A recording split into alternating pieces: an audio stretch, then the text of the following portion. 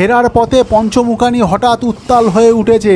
এখানে দাঁড়িয়ে থাকাও সম্ভব হচ্ছে না, কোনো কিছু ধরে দাঁড়িয়ে থাকা যাচ্ছে না, হেঁটে যাওয়া তো দূরের কথা। লঞ্চ পুরো একদম মোচার খোলার মতো এদিক ওদিক করছে। আরে এই গেল গেল গেল গেল, ধরো ধরো ধরো ধরো। সুন্দরবনে আপনাদের স্বাগত জানাই। এই যে পৃথিবীর সর্ববৃহৎ ম্যানগ্রোভ অরণ্য, সেখানে আমরা ঘুরছি। সুন্দরবন ট্যুর 2 রাত 3 দিনের ট্যুর চলছে। তো প্রথমে কোথা থেকে করলাম শুরু, কি কত টাকা লাগলো, সব ডিটেলস পাবেন ভিডিওতে, শুরু থেকে দেখতে থাকুন। 13ই সেপ্টেম্বর 2024 শুক্রবার সুন্দরবন যাব বলে প্রথমেই চলে এলাম শিয়ালদা স্টেশনে। 7:42 ক্যানিং লোকাল ধরে 9টা নাগাদ সকালে পৌঁছলাম ক্যানিং স্টেশনে। ক্যানিং স্টেশনে বেরিয়েই দেখলাম লাইন দিয়ে সুন্দরবন যাওয়ার সব অফিস আছে। আমাদের যেহেতু আগে থেকে বুক করা ছিল মিনতি ট্রাভেলসে, তাই ওখানে স্টেডিয়াম গেটের কাছে একটি বাস রাখা ছিল। আমরা মোট 17 জন চলেছি সুন্দরবনে। এছাড়াও অন্য দলও ছিল। টোটাল 31 জনে মিলে গোটা সফরটা করি 2 রাত 3 দিন। এইটা দেখছেন সোনাখালি। ক্যানিং স্টেশন থেকে প্রায় 40 মিনিট ধরে আমরা গেলাম সোনাখালি ছাড়িয়ে গদখালি। সোনাখালি থেকেও লঞ্চ ছাড়ে সুন্দরবন যাবার, কিন্তু আমাদের লঞ্চ দাঁড়িয়ে থাকার কথা ছিল গদখালিতে, তাই গদখালিতে চলে এলাম ডাইরেক্ট ক্যানিং থেকে। লঞ্চে উঠতে আমাদের প্রায় সকাল 10:30 বাজলো। আর একটা কথা বলে রাখি, এটা কোনো পেড প্রমোশনে আমি বেড়াতে যাচ্ছি না, তাই যে ট্রাভেলসের সাথে গেছি মিনতি ট্রাভেলস, ভালো খারাপ সব দিকই তুলে ধরবো আপনাদের সামনে। এই হচ্ছে লঞ্চের নিচে, এখানে বিভিন্ন সব বিছানা করা আছে, এখানে ব্যাগ রাখা হয়েছে সব আমাদের। জানলা দিয়েও এখানে দেখা যাবে রুম, সিনারি দেখা যাবে পাশের। আবহাওয়াটা খুব সুন্দর, মেঘলা আবহাওয়া, রোদের দেখা নেই। এই হচ্ছে কিচেন রুম,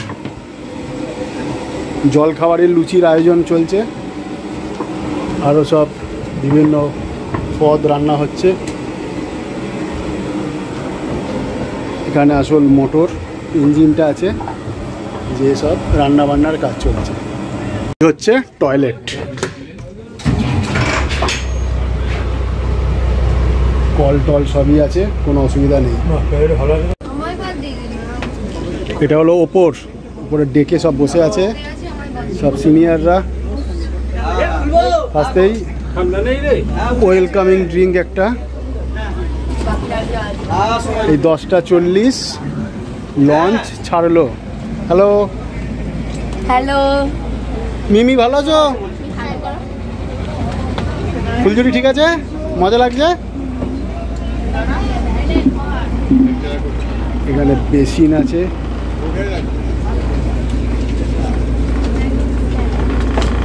থ্যাংক ইউ। আর ইনি হলেন সাবির শেখ। এই সাবিরদার হাতেই লঞ্চের স্টিয়ারিং। আগামী 3 দিন এনার সাথেই আমাদের জল জঙ্গল সফর চলবে। তো এলো লুচি, তরকারি, মিষ্টি। খেয়ে নাও ফুলঝুরি, খেয়ে নাও।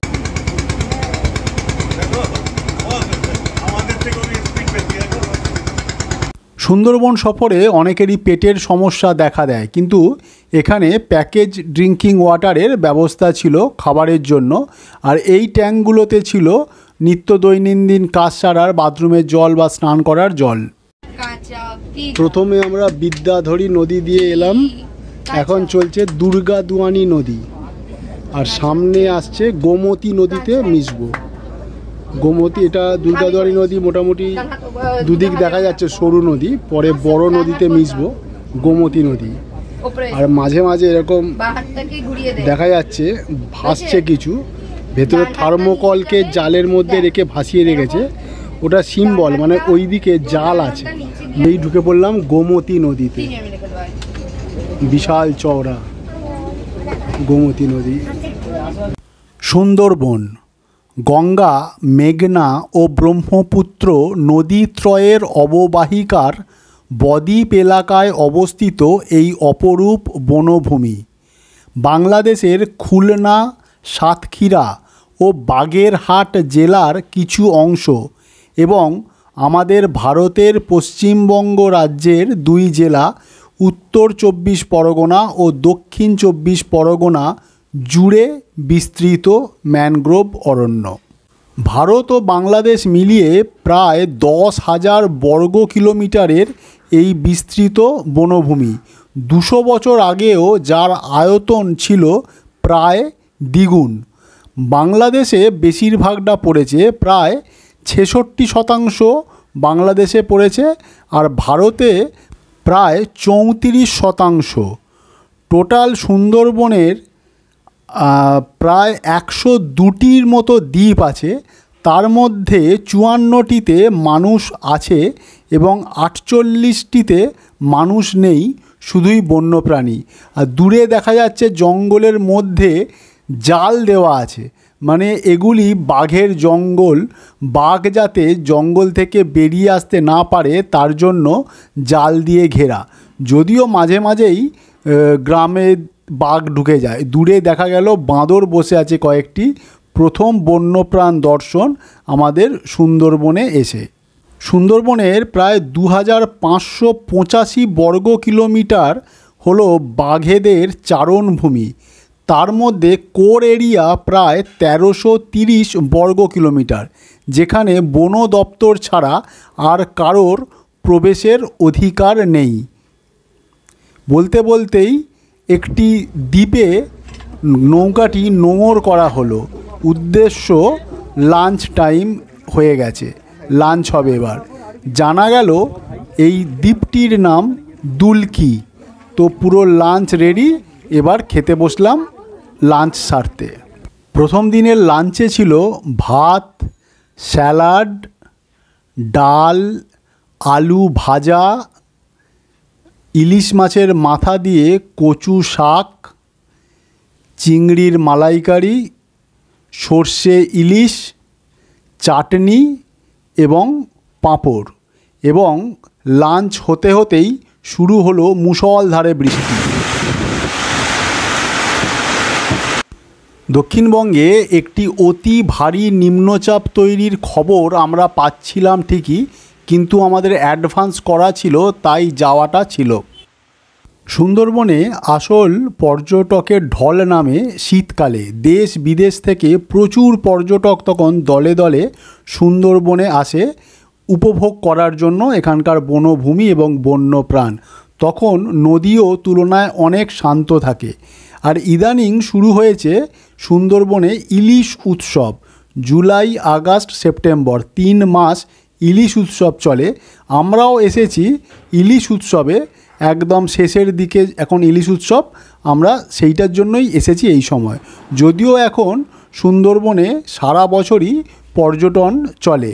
আর এই হচ্ছে জেলে নৌকা, এরা চলেছে মাছ ধরতে। এটাই হচ্ছে সুন্দরবনের আসল জল জীবনের যাপন চিত্র। 1984 সালের 4 মে সুন্দরবনকে জাতীয় উদ্যান হিসাবে ঘোষণা করা হয়। বলতে বলতেই আমরা চলে এলাম ওয়াক্সপোল ঘাট। দ্বীপটার নাম দয়াপুর। এখানে বনবিবির মন্দির। এই যে সামনে দেখা যাচ্ছে বনবিবি এবং তার ভাই সাহা জঙ্গলি।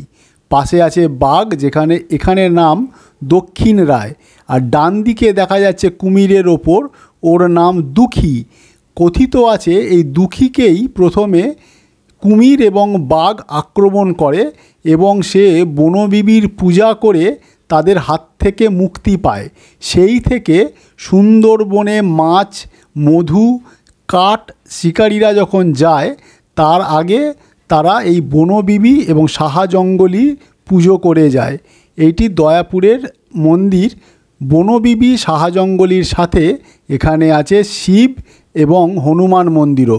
বলতে বলতে বিকেল 5টায় আমরা চলে এলাম পাখিরালয়েতে। পাখিরালয়েতে নেমে আমাদের হোটেল যাবার যে রাস্তা, তার দুধারে দেখি এরম পসরা সাজিয়ে দোকানদাররা বসে আছে। হোটেলে ঢুকে ফ্রেশ হওয়ার সাথে সাথে চলে আসে চিকেন ও ভেজ পকোড়া, সাথে চা। আর রাতের ডিনারে ছিল ফ্রায়েড রাইস ও চিলি চিকেন। খাবার সত্যি অপূর্ব। Good morning. আজকে সেকেন্ড দিন, মানে শনিবার 14ই সেপ্টেম্বর। পাখিরালয়াতে আছি আমরা। রাত্রেও ছিলাম পাখিরালয়ের হোটেলের। আর সারা রাত বৃষ্টি হয়েছে, এখনও পর্যন্ত বৃষ্টি থামার লক্ষণ নেই। আজকে জানি না কীভাবে ঘোরা যাবে, ভালোভাবে ঘোরা যাবে কি না, নাকি লঞ্চেই সারাদিন কাটবে জানি না। এই সবে চা বিস্কুট খাওয়া হয়েছে, এবার সব রেডি হচ্ছি আমরা। আমি রেডি, এবারে লঞ্চের দিকে যাওয়া যাবে। দেখা যাক আজকে কোথায় কোথায় ঘোরা যায়। প্রথম স্পট পাখিরালয়ের ঠিক উল্টো দিকে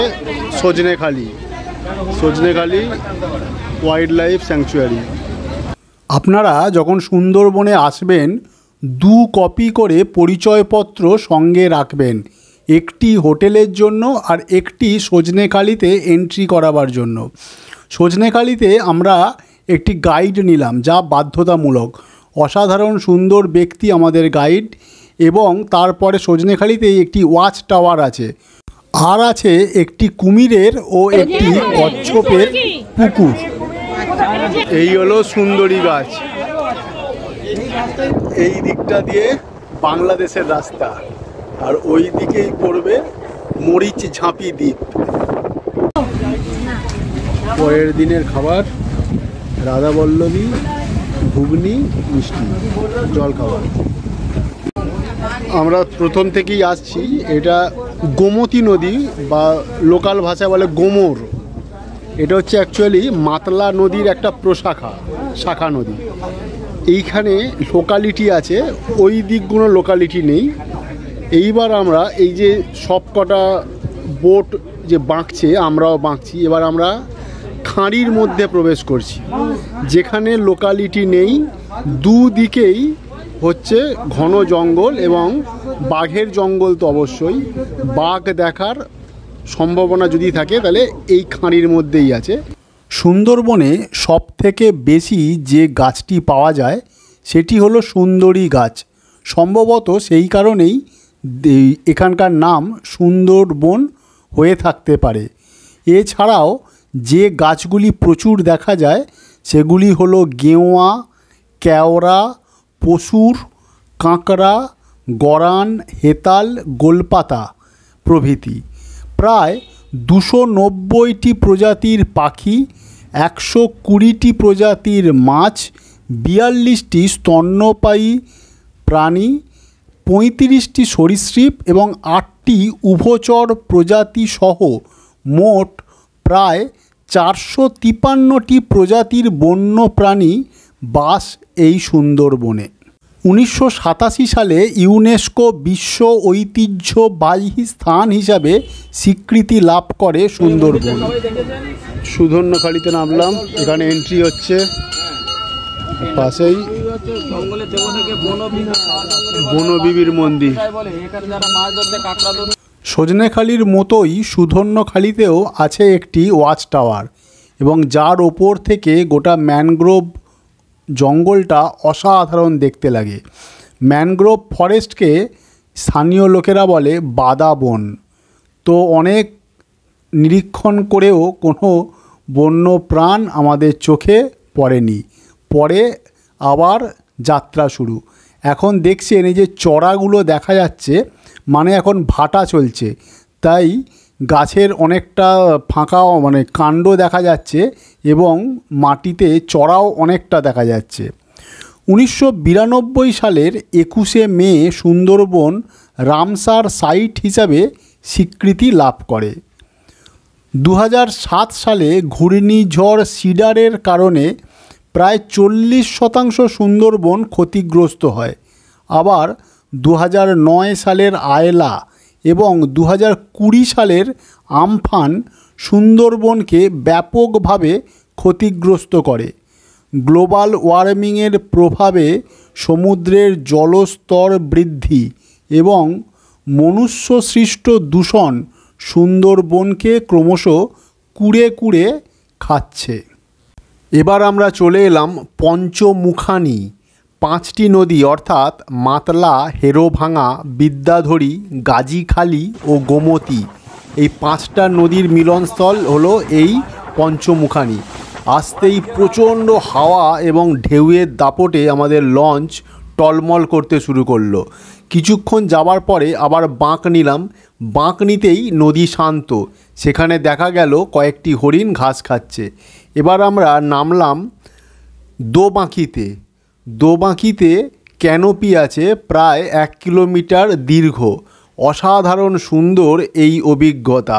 আমরা যেন খাঁচায় বন্দি আর বন্য প্রাণীরা ম্যানগ্রোভ জঙ্গলে উন্মুক্ত। সেই ম্যানগ্রোভ জঙ্গল চিরে চলা ক্যানোপির মধ্যে দিয়ে হাঁটতে হাঁটতে চলে গেলাম দোবাঁকি ওয়াচ টাওয়ারে।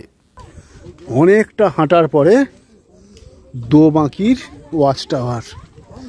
ওয়াচ টাওয়ার থেকে ক্যানোপিটা আর টোটাল দিগন্ত বিস্তৃত ম্যানগ্রোভের নিস্তব্ধ জঙ্গল দেখতে অসাধারণ লাগছিল। এটা হচ্ছে মিষ্টি জলের পুকুর। বিভিন্ন বন্য প্রাণী এখানে জল খেতে আসে, সে কপাল আমাদের নেই। দূরে দেখা যাচ্ছে নদী।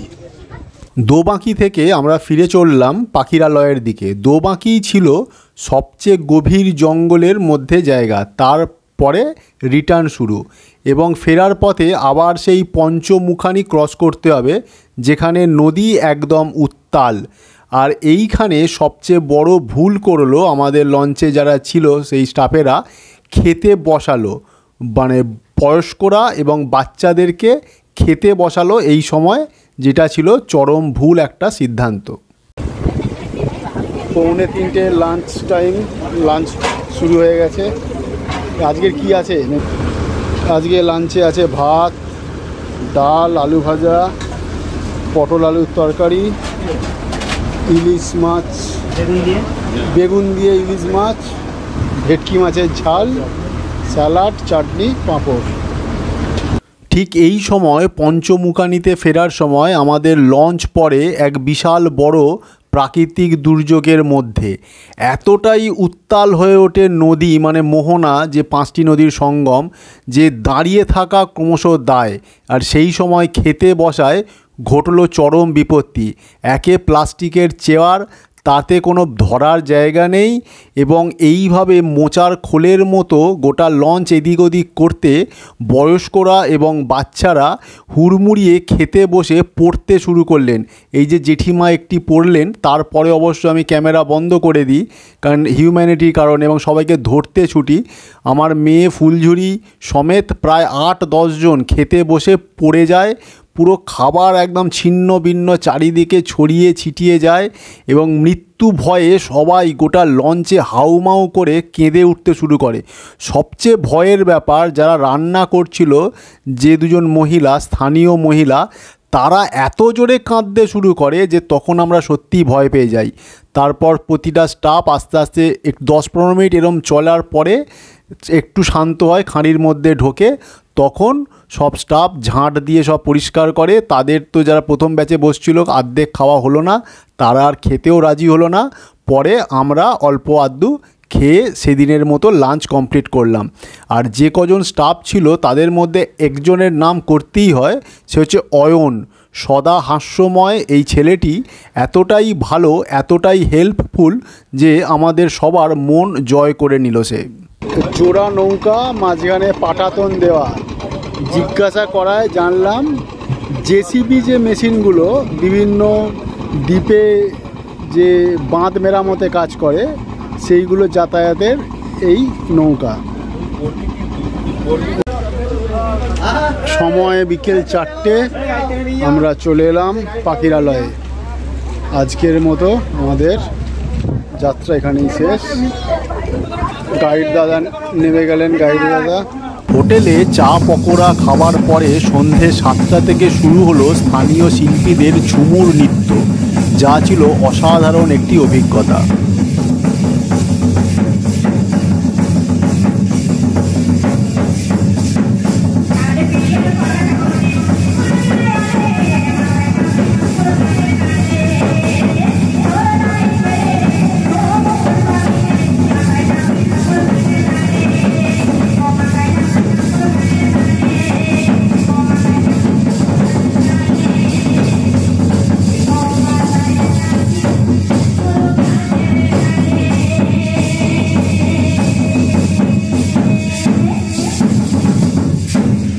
এদিনের ডিনারে ছিল রুটি বা ভাত, যে যেটা খাবে, তার সাথে আলু ভাজা, স্যালাড ও মাটন। এবার আসি ট্যুর অপারেটরের কথায়। আমরা 2 রাত এবং 3 দিনের এই ইলিশ উৎসবের মরশুমে সুন্দরবন ট্যুরের প্যাকেজটি করি সুন্দরবন মিনতি ট্রাভেলসের আন্ডারে, যার প্রোপাইটার কমলেশ বর্মন। এবং আমাদের সাথে খুবই দুর্ব্যবহার হয়, কারণ বলা হয় যে হোটেলের গ্রাউন্ড ফ্লোরে ঘর দেওয়া হবে, যেহেতু আমাদের বয়স্ক লোকেরা আছে, কিন্তু গিয়ে দেখি সব রুম ফার্স্ট ফ্লোরে দেওয়া। সেই নিয়ে ঝগড়াঝাটি হওয়ার পরে অবশেষে 2-3টি রুম নিচে দেওয়া হয়। আর সব অপারেটরই বলে আমার নিজের হোটেল।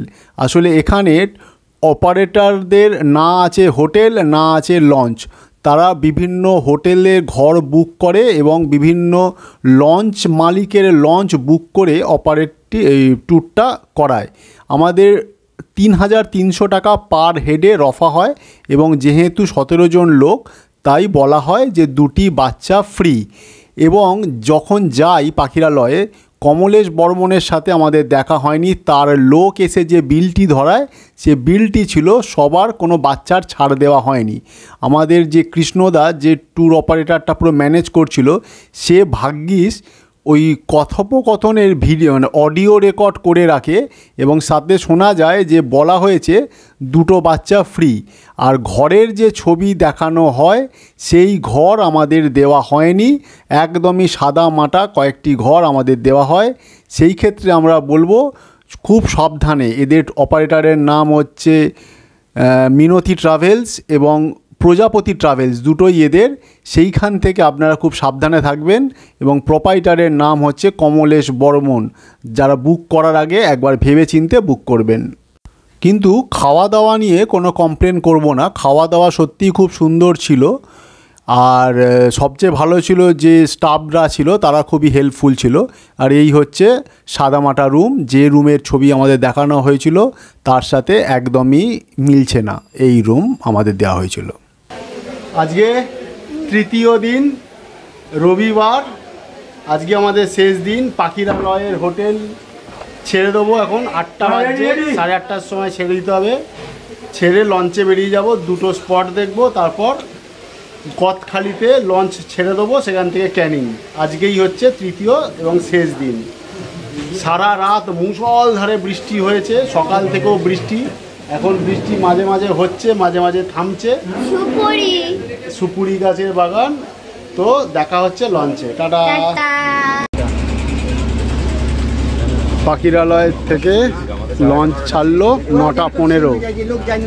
আকাশ মেঘলা, এখনো বৃষ্টি হয়ে যাচ্ছে।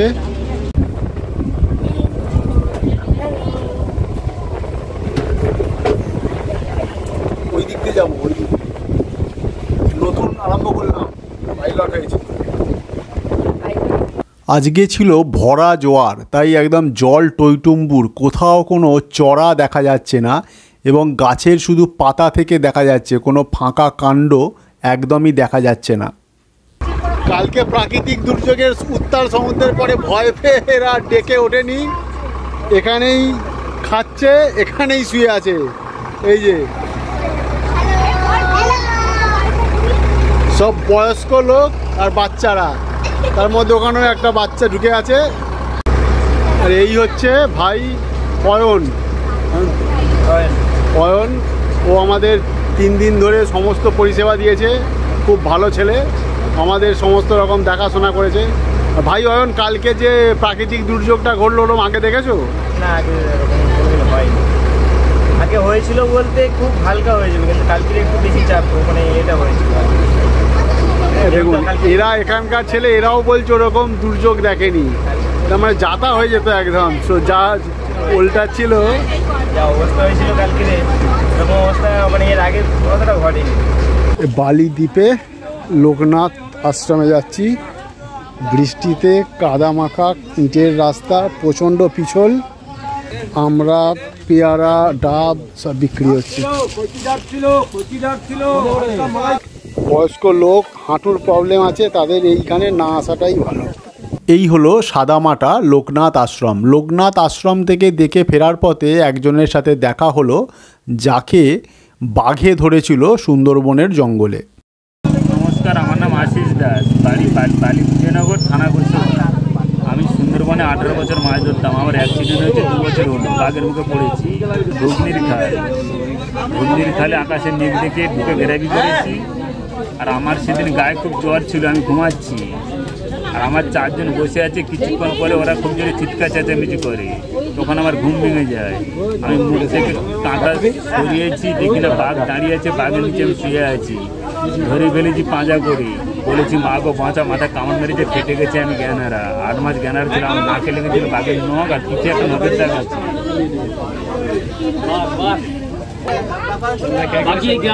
মাথায় লাগানো। আমার এখন নরম অংশ আছে এই জায়গাটায়, হাত এইবার ম্যাম আমি 8 মাস তো জ্ঞানারা। 8 মাস পরে শুনলাম আমার সাথীরা ছাড়িয়েছে, আর ওরা লাঠি দিয়ে মারধর করে বাঘকে নৌকা থেকে নামিয়েছে। নামানোর পর আমাদের এলাকায় ফোন করেছে, করতে আমাকে বৃদ্ধ অফিসের টাইগার অফিসের স্পিডবোট আমাকে জঙ্গল থেকে তুলে নিয়েছে খবর পেতে। আমার অপারেশন হয়েছে কলকাতা ধাবা বাইপাস। বাবার জমি জায়গা ছিল 7 বিঘে, সব বিক্রি হয়ে গেছে। 28 লক্ষ টাকা নিয়েছে। ডাক্তার বলেছে প্লাস্টিক সার্জারি, কিন্তু আমার তো বাবার তো সব বিক্রি হয়ে গেছে। এখন ওই নিয়ে চলছি, ঘুরছি, যা হয় হবে, আর কি করবো। ব্যথান্তনা তো প্রচুর হয়, সহ্য করতে পারি না। হাড় হিম করা বাঘের গল্প শুনে এবং সাধ্যমতো সাহায্য করে আমরা আবার লঞ্চে চাপলাম গোসাবার উদ্দেশ্যে। এটাই আমাদের সুন্দরবন ট্যুরের শেষ ট্যুরিস্ট স্পট। আমরা নামলাম গোসাবা। 12টা 15 বাজছে। এখানে বেকন বাংলো দেখব, চলুন যাওয়া যাক।